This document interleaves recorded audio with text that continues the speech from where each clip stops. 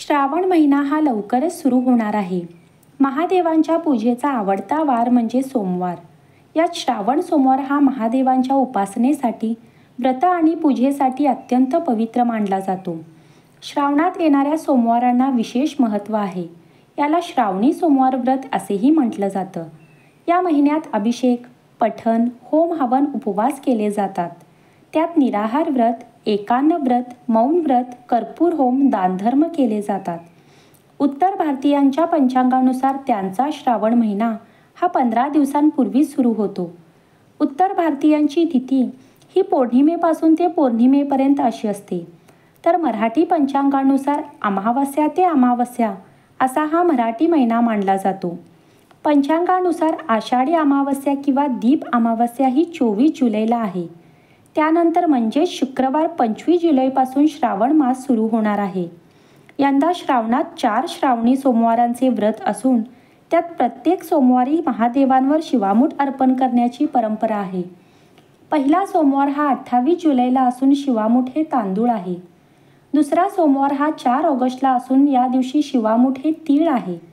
तिसरा सोमवार हा 11 ऑगस्टला असून शिवामूठ हे मूग आहे. आणि चौथा सोमवार हा 18 ऑगस्टला असून शिवामूठ हे जव आहे.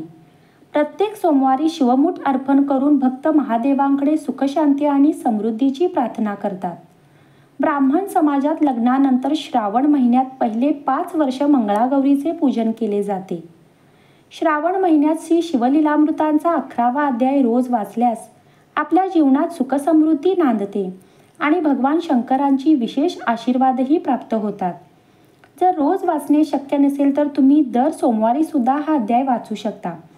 या अध्यायात भगवान शंकरांच्या विविध लीलांचे आणि त्यांच्या महात्म्याचे वर्णन केले आहे.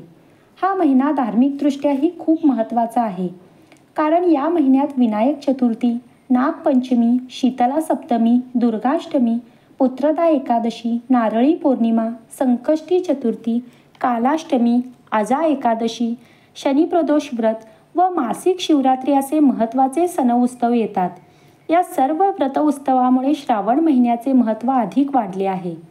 पौराणिक मान्यतेनुसार देवशैनी एकादशीला ब्रह्मांडाचा पालनहार म्हणून याला चातुर्मास असं म्हटलं जातं. या चातुर्मासात ब्रह्मांडाची जबाबदारी ही महादेवांवर सोपवली जाते. अशात महादेव भक्तांच्या समस्या ऐकतात.